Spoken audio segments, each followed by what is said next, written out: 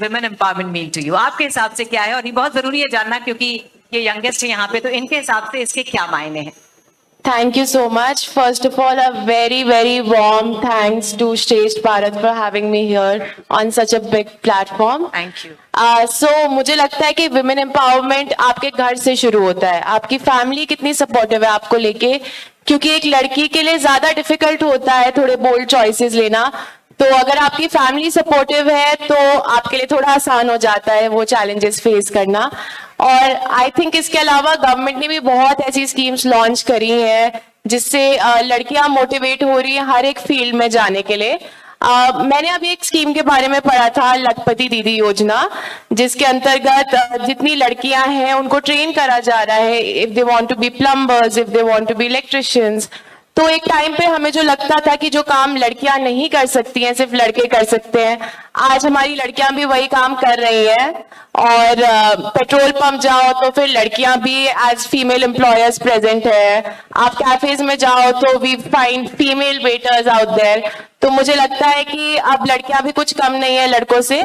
और मैं अपनी फैशन इंडस्ट्री की बात करूं तो मुझे लगता है कहीं ना कहीं उत्तराखंड में बहुत टैलेंट है, बहुत ब्यूटी है, बहुत कॉन्फिडेंस है, बट कभी कभी एक प्लेटफॉर्म की थोड़ी कमी आ जाती है. And I would like to thank my agency Sinmit communications for giving me this platform through which I could even reach Femina Miss India.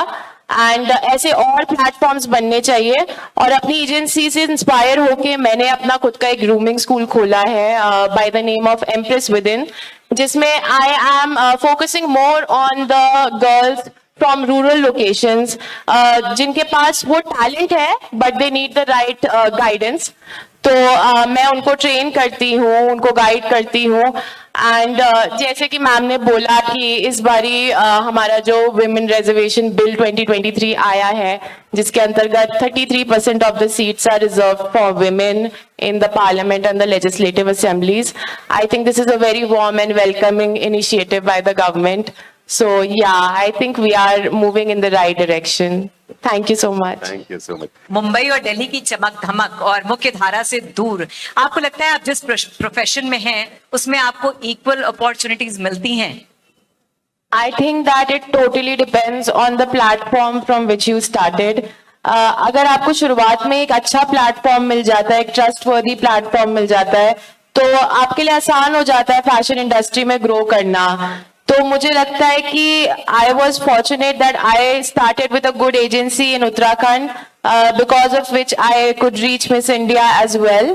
तो जितने जितने प्लेटफॉर्म्स यहाँ पे और बनेंगे उत्तराखंड में, आई थिंक उतनी उतनी यहाँ की जो टैलेंटेड और ब्यूटीफुल लड़कियां हैं जो अभी इस वक्त रूरल एरियाज में, रिमोट एरियाज में छुपी हुई हैं, वो थोड़ा निखर के बाहर आएंगी और उनका कॉन्फिडेंस और बूस्ट अप होगा with proper grooming and training. बिल्कुल, आपने बिल्कुल सही कहा, क्योंकि देखिए आप एक प्रिविलेज्ड फ्यू में से हैं जिनको ये मौका मिला कि वो अपनी काबिलियत को दिखा सके. लेकिन अभी भी दूर दराज में बच्चियां कुछ ऐसी हैं जिन्हें अपॉर्चुनिटी तो मिलना दूर, मतलब अभी भी उनके लिए पार्टिसिपेशन एक बहुत बड़ा चैलेंज है. तो उसके लिए और अपॉर्चुनिटीज भी क्रिएट होनी चाहिए, राइट? हाँ, जैसे मैंने ही अपना जैसे ग्रूमिंग स्कूल खोला, इस तरीके से और जितनी मॉडल्स हैं अगर वो थोड़ा सा रिमोट एरियाज के लोगों पे ज्यादा फोकस करेंगे अगर, तो फिर उन लोगों को भी हम शहर तक ला पाएंगे and we will be able to give them those opportunities in grooming. Anita ji, आपसे भी यही सवाल है, आपके लिए विमेन एम्पावरमेंट, महिला सशक्तिकरण के क्या मायने हैं? सबसे पहले तो मैं श्रेष्ठ उत्तराखंड चैनल को बहुत बहुत बधाई देती हूँ, बहुत शुभकामनाएं देती हूँ. और यही कहना चाहूंगी, तालियां जोरदार ही बजा दीजिए, क्योंकि इस पवित्र स्थान पे करने के, आपने उत्तराखंड में अपने चैनल को लॉन्च करने के लिए ये पवित्र स्थान चुना. तो ये पतित पावनी माँ गंगा का पावन तट, और जहाँ पे आप देख रहे होंगे कि इतनी भव्यता और दिव्यता, आध्यात्मिकता यहाँ पे रहती है. तो अपनी ओर से मैं अपने संपूर्ण नगर निगम की ओर से आपको बहुत शुभकामनाएं प्रेषित करती हूँ. Thank you. आपने महिला सशक्तिकरण की बात करी, तो आपके चैनल के माध्यम से मैं देश के यशस्वी प्रधानमंत्री जी का भी आभार व्यक्त करना चाहूंगी कि जो नारी शक्ति बंधन अधिनियम विधेयक, जो कि 28 वर्षों से सदन में लंबित था, उसको उन्होंने मातृशक्ति को सम्मान देने के लिए आज हमारे लोकसभा राज्यसभा में और अंत में राष्ट्रपति जी की उसमें मोहर लग गई है। 33% आरक्षण मातृशक्ति के लिए हुआ है, तो ये बहुत बड़ा सम्मान मातृशक्ति के लिए है। और ये उत्तराखंड जो कि महिलाओं के ही दम पे पृथक राज्य बना है, तो यहाँ पे तो महिलाओं का सम्मान हमेशा ही हुआ है। आपने अभी बात करी यहाँ पे रानी कर्णावती की, तिलो रौतेली की, गौरा देवी की, जिन्होंने की कल्पना कब कर दी थी, जो कि पर्यावरणविद थी, जबकि हमारा पर्यावरण बहुत संतुलित था, बहुत अच्छा था, तो वो पेड़ों पे चिपक जाती थी कि पेड़ों को नहीं काटना है। आज उसको बचाने के लिए हमारे पूज्य स्वामी जी यहाँ पे बैठे हुए हैं, किस प्रकार का प्रयास उनके द्वारा हो रहा है। तो नारी शक्ति के लिए जैसे अभी पूज्य साध्वी जी ने बताया कि सबसे पहले तो अपने अंदर की शक्ति को स्वयं पहचानना होगा कि हमारे अंदर शक्ति क्या है। पहले तो जब तक हम उस हुनर को ही नहीं पहचानेंगे तब तक हम कुछ कर भी नहीं पाएंगे। तो सबसे जरूरत है अपने आप को पहचानने की। कहीं पे भी किसी चीज की कमी नहीं आती है यदि हम खुद सशक्त हैं और इतनी अपार शक्तियां नारी शक्ति के अंदर हैं कि यदि वो उनको पहचान ले तो कहीं पे भी मात नहीं खा सकती है।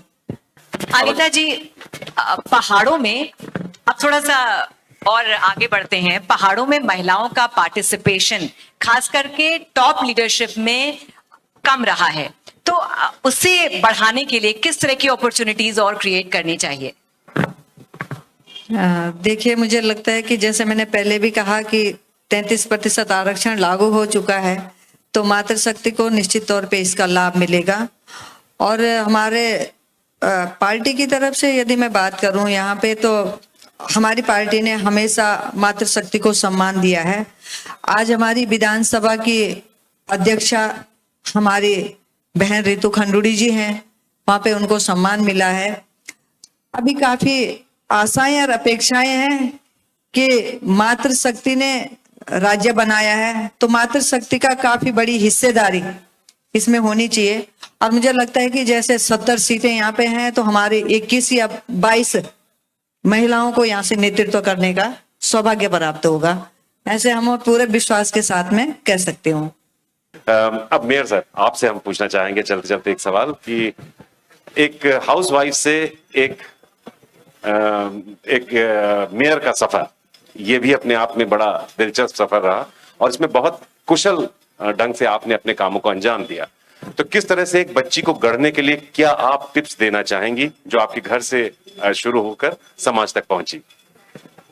बहुत अच्छा सवाल आपने करा और मैं अपने बारे में बताना चाहूंगी कि मैं दूर दुरुस्त गांव से आती हूँ, उन पगडंडियों से कि जहाँ पे कि अभी हाल ही में 4-5 साल पहले लाइट गई है, पानी गया है, तो ऐसी सड़क की सुविधा अभी तक भी गांव तक नहीं है।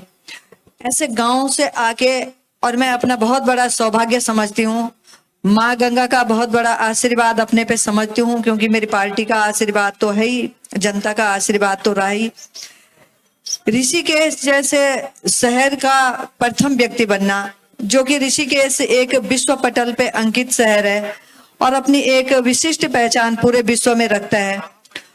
आज भी यदि मैं अपने बारे में कहूँ कि आज भी यदि मैं गांव में जाती हूँ, तो गांव में अपने घर परिवार के लिए या गांव के लिए, मैं गांव की बहू हूँ, गांव की बेटी हूँ, वहां पे जो हमारा कल्चर है उसी के हिसाब से, जैसा साध्वी जी ने कहा कि अगर भगवान कुछ दे देते हैं तो उनका आशीर्वाद मानो, आशीर्वाद मानो, आशीर्वाद ये हमारे लिए, और तुम्हारे जरिए वो कुछ कराना चाहते, ये हमारे लिए आशीर्वाद स्वरूप है। और जैसे निश्चित तौर पे अपने संस्कृति और अपने संस्कारों को जिसने पकड़ के रख लिया, उन संस्कारों को, संस्कृति को नहीं छोड़ा, तो उसका इतिहास कभी खत्म नहीं हो सकता है। हमारे सामने बहुत बड़ा उदाहरण साध्वी भगवती जी हैं, जो कि 7 समुद्र पार उस अमेरिका जैसे शहर की चकाचौंध छोड़ के और इस ऋषिकेश शहर में आई हैं और यहाँ की अध्यात्म से जुड़ी हुई हैं, और आज वो सभी को सिखा रही हैं, बता रही हैं कि किस प्रकार से यहाँ की मिट्टी से जुड़ो, यहाँ की संस्कृति से जुड़ो, यहाँ के संस्कारों से जुड़ो।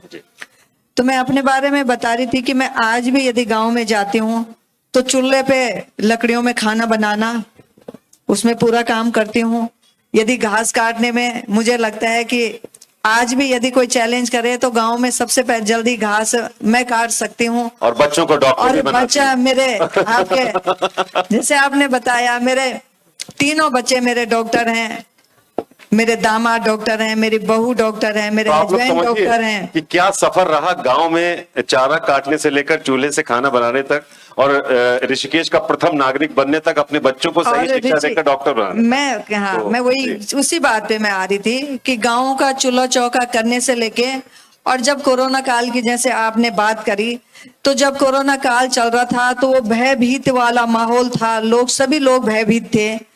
ऋषिकेश में 25 अप्रैल 2020 को जब पहला केस जी। एम्स में पॉजिटिव आया, जी तो सैनिटाइजर, उस समय एक सैनिटाइजर दवाई का छिड़काव, कीटनाशक दवाइयों का छिड़काव करना ही एकमात्र उसका दवाई मानी जा रही थी। तो उस समय हमारे जो स्टाफ थे, जो कर्मचारी थे, वो भी डर गए, वो भी घबरा गए कि हम एम्स की तरफ या हमारे ग्रामीण क्षेत्र की तरफ जहाँ पे ये केस आया है जी। उस साइड हम कैसे जाएंगे।